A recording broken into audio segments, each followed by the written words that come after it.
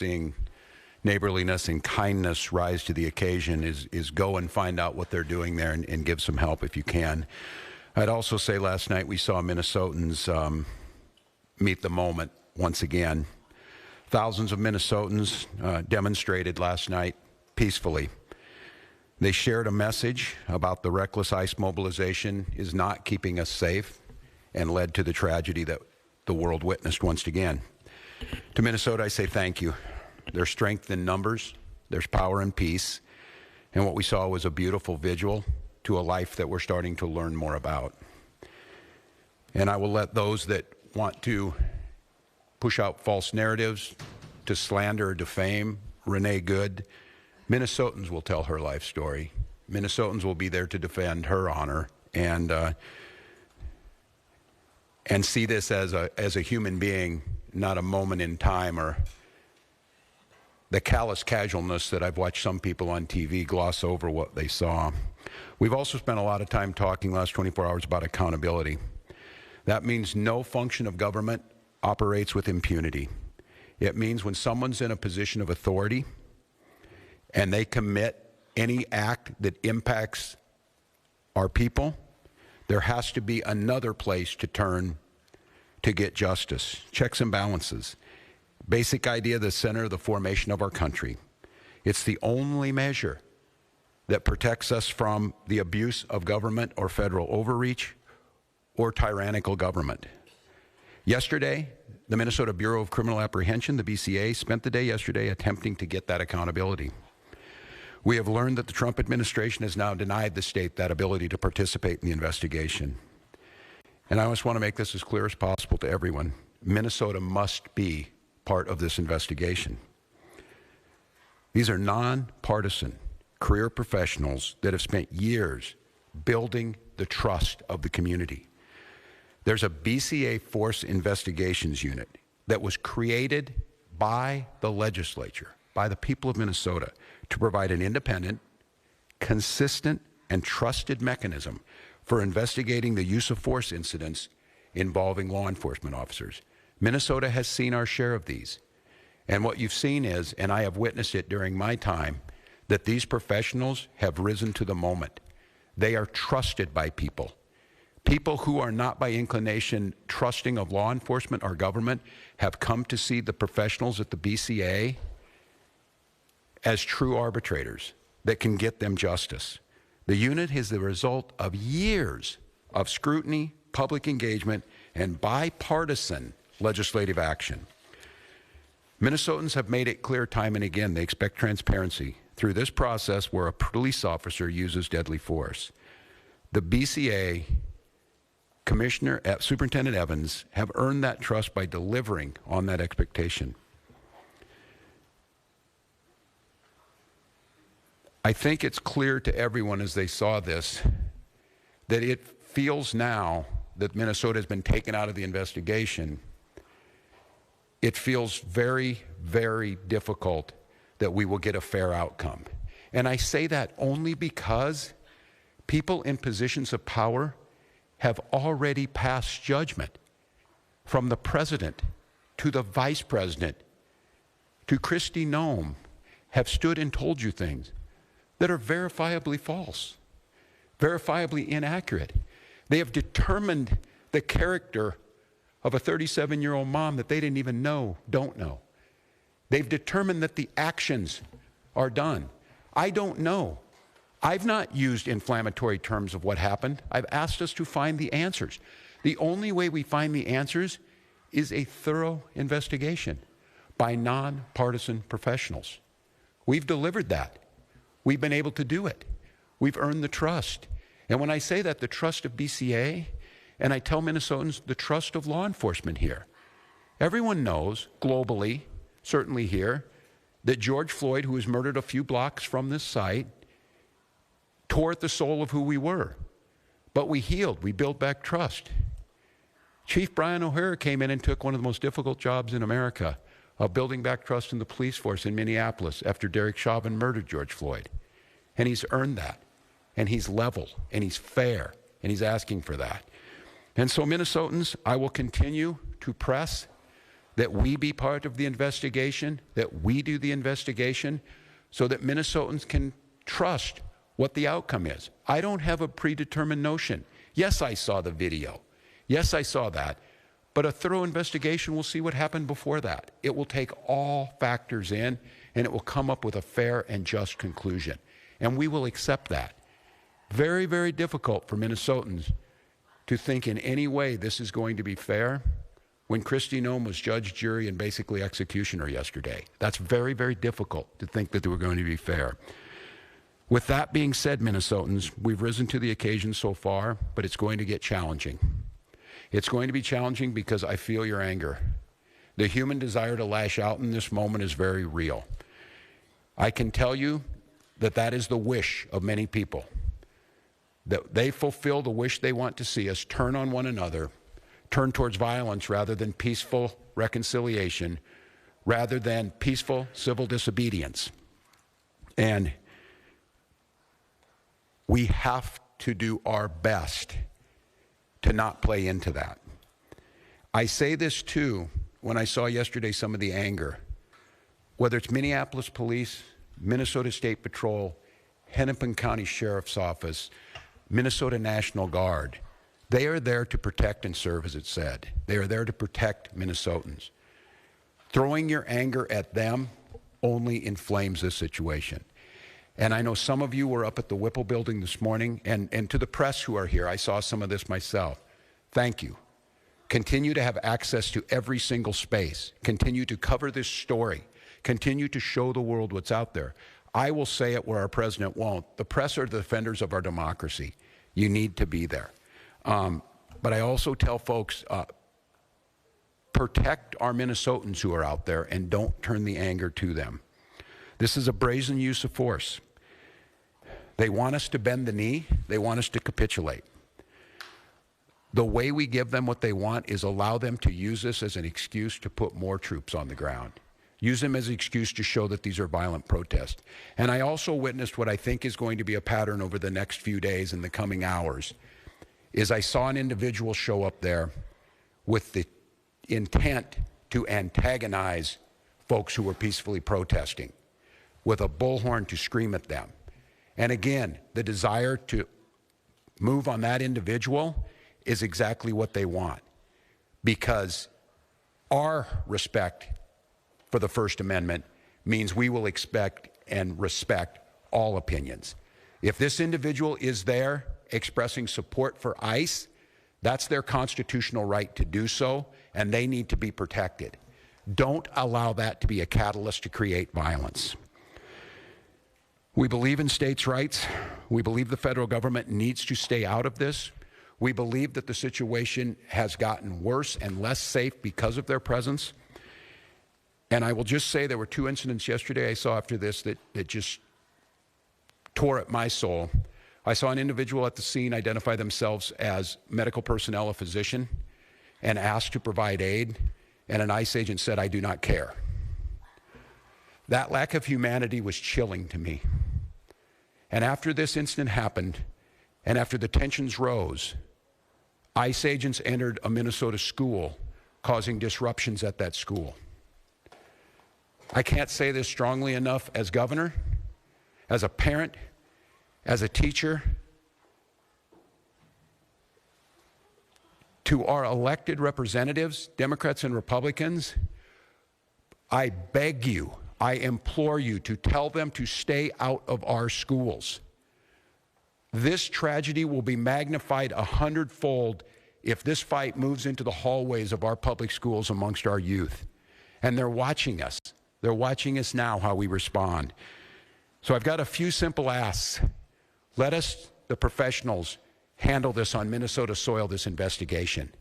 De-escalate this situation by removing yourselves from this situation with these 2,000 agents that were put here. And above all else, stay out of our schools. I'd like to ask you to care, but that might be a step too far for some people. But I know Minnesotans care. So we'll protest peacefully. We will win in courts. We will certainly win in the defense of our democracy, because the American people see what's happening here. But the way that we don't win and the way that we lose if this turns towards violence and allows them to escalate. It cannot happen. So I ask the grass top leaders out there, the faith leaders, the folks who are on the streets, and in many times the true leaders are not the elected officials. They're the folks on the ground. I beg you, implore you, follow those words of the leaders we've had. I had the privilege of serving with John Lewis, and John talked about good trouble. I'm not telling you not to find good trouble, but I asked John many times, I said, John, I don't know if I'd have your self-restraint. Didn't you want to lash out? He said, yes, daily. But he said, I wanted to win this. I wanted to do what's right, and I wanted justice to prevail. And to do that, I knew the only way was to not lash out, to not give in to that. So to each and every one of you, we're not going to win this through violence. We're going to win it through justice. We're going to win it through compassion. We're going to win it through Minnesota Nice, and we're going to win it by holding every one of these people accountable as they should for what we've seen on the streets of Minneapolis. With that, I'm going to turn to Commissioner Jacobson to give you a situation update. Thank you, Governor. Again, I'm Bob Jacobson, and it is my honor to serve as the Commissioner of Public Safety. First of all, again, I want to express my sincere condolences to the loved ones of Renee Nicole Good. Someone has lost their life, and that is not something that anyone takes lightly. Minnesotans came out yesterday to express their grief, their frustration, and their anger at this terrible tragedy. I expect that they will continue to come out today. And I want to thank everyone who demonstrated peacefully. This helped honor Renee's memory and gave her family space to mourn. Minnesota's residents and visitors have the right to demonstrate and to exercise their First Amendment rights. I want to remind everyone that there are safe ways to do so.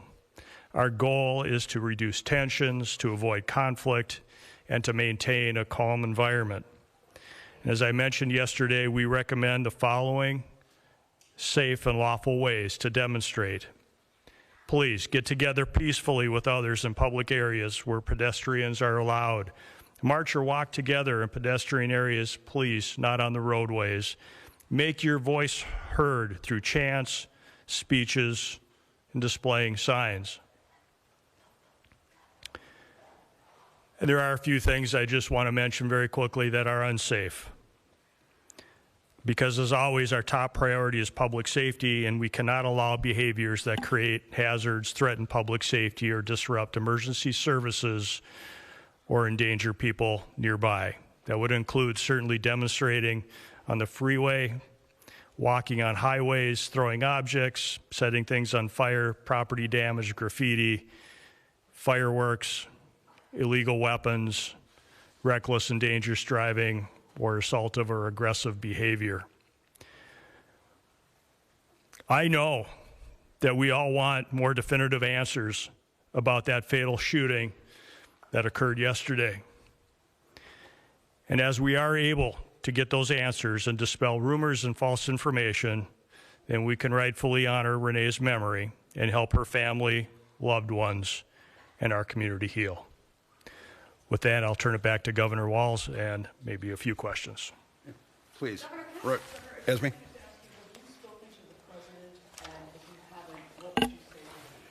I have not. As I said yesterday, I did speak to Secretary Noem and received a lot of talking points. I will note that I asked Secretary Noem how she would have felt if President Biden had sent 2,000 troops into Rapid City, South Dakota, and she said she would have welcomed them. I leave that for the folks of South Dakota to determine. I've not spoken to the president. I would ask him, first of all, the goal here is to make America safe, is what he said. There is no verifiable evidence that any of this is making America safer. I would ask him to de-escalate in the moment, to allow Minnesotans to back up and grieve, to allow this investigation to be played out by the rule of law. I said it again, I have not passed any judgment on this. And to please, whatever it is, leave Minnesota alone. Earlier this week, I don't know if it was if something he wanted to have already made it clear. I'm exiting the stage here in a year. But I told him I have a year to continue to do what I love dearly and what I believe I've been good at, making Minnesota a better place to live. The number of calls we got today of parents asking if they should send their kids to school or not. Minneapolis had to make what I believe was the absolute correct decision to cancel school. We have students out of learning today. I would just ask him, I'm not talking anything about border security. I'm not talking anything about what he needs to do on that. None of this is accomplishing either his mission or making us any safer. So just give us a pause. Let us breathe. Look, we're exhausted. We're exhausted as Minnesotans. We're exhausted as Americans. And this relentless assault on Minnesota, for whatever reason, is just cruel now. It has reached cruelness. So please, just give us a break. And if it's me, you're already getting what you want. But leave my people alone. Leave our state alone. And look again and see what's happening. It's not me saying it. You're hearing it from many, many others. So that's what I would say. Governor Walz, Jameson, is there anything stopping state and local law enforcement from conducting an independent investigation into this, even if the federal government does not want to have you have a joint investigation? So, great question. We have asked for cooperation from the federal government. We were invited in to do a joint investigation on this initially. We continue to work with the federal government all the time on joint investigations. This is not something new, whether it be with the FBI or other federal law enforcement agencies, so we are accustomed to doing joint investigations. As the governor has mentioned, our Force Investigative Unit within the BCA has a stellar reputation for doing quality investigations, for finding the answers to the questions that people have. There are so many questions out there that I know the public has from watching what's been shown on social media and regular media. And the goal for me would be to provide an investigation, preferably in tandem with the Federal Bureau of Investigation, because we work with them all the time, and they do have all the evidence in the original investigative notes and reports. We have none of that. They have shared none of that with us. We would welcome the opportunity to jump back in, to do that investigation, use our high-quality investigators from the BCA to be able to do that with them, to find the answers that the public deserves. Without any of that information, or without any of that assistance from the FBI or the federal government, we would be at a loss to be able to initiate and conduct a thorough investigation. For us to be able to do that, it would be extremely difficult, if not impossible, without cooperation from the federal government. How difficult would it be to file state charges without the cooperation of the FBI? To be able to file state charges, we would need, again, a full investigation, which would include the opportunity to have been at the crime scene, to have had the opportunity to take a look at all the video and evidence that the FBI would have in their possession. I don't make any prejudgments about what happened yesterday. We can all see what we want to see on the videos and what we have seen in the media. That doesn't mean none of us, I will not, as a public safety professional, jump to any conclusions as to who is at fault in this.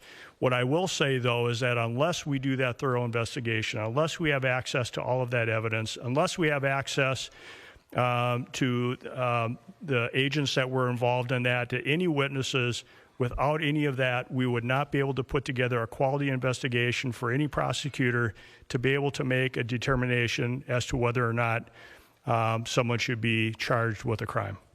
Can I ask I'm going to note on this, too, that no one less than Tom Holman yesterday said it would be unprofessional to pass judgment ahead of time. Now, the disconnect between what Tom Holman said and Kristi Noem said needs to be rectified by the federal government. I will note, too, this is a question I asked, not being an attorney of my team, and it will go to the family, that there will certainly be civil cases filed on this, and those will be filed in Minnesota court and be held in court. Corn? What is standard operating procedure when a federal agent of any kind in Minnesota shot and killed somebody, a civilian? Are you usually involved? Is there usually a joint investigation?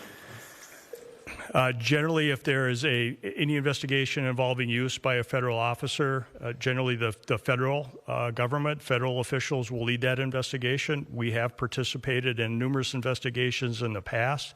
It is very infrequent where there's a use of force by law enforcement officer, federal law enforcement officer, but we have worked jointly and shared information in previous investigations. I'd like to say, I'm gonna add on this. I'm gonna say, if you truly wanted to de-escalate this situation,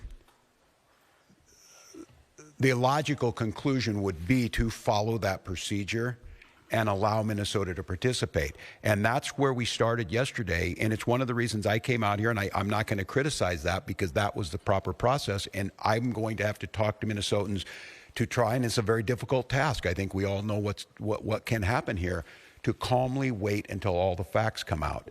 I think you in this room are seeing the gravity of this situation by not allowing Minnesota to participate, and the prejudgment that's already been made by leadership creates a very, very dangerous situation. And that's why, once again, I'm going to reiterate to our federal partners, simply let us be part of this. Use our professional folks. They will gain you the credibility and the trust of Minnesotans to believe the work that you're doing is honest, and it's not just a whitewash to backfill a predeceived notion. All right, so I got 10.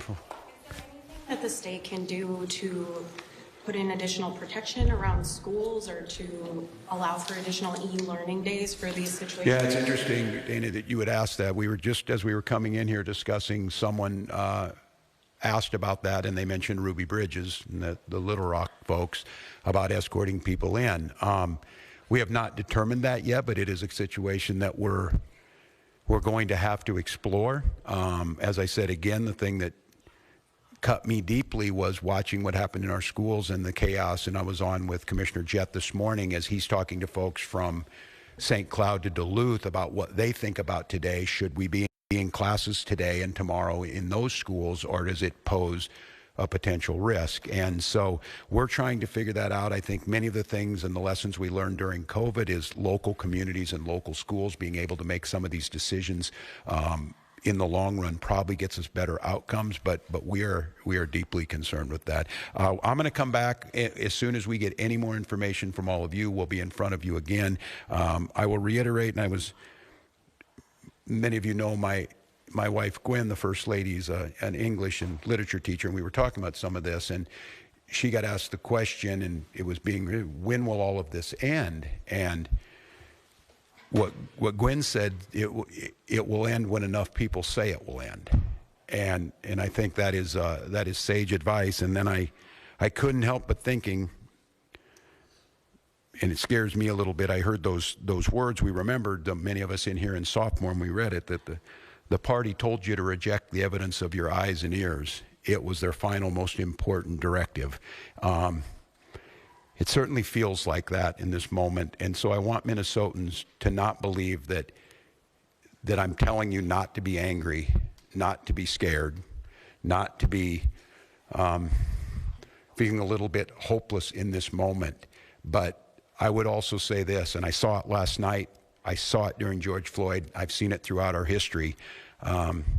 When things looked really bleak, it was Minnesota's first that held that line for the nation. On that July 3rd, 1863.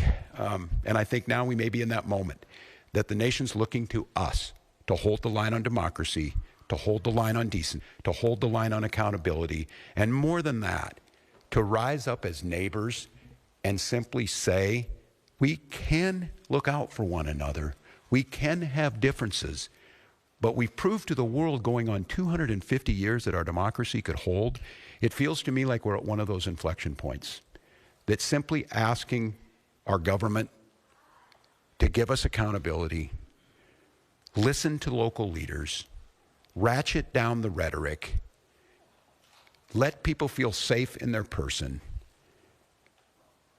and let's let our kids go to school without fear. Let's let our kids go to school knowing that tomorrow could be a little better day. And so we're going to work on that. I'll leave you with this, and I'm not sure when we'll get in front of you next, but to Minnesotans, again, just one last time, don't give them what they want.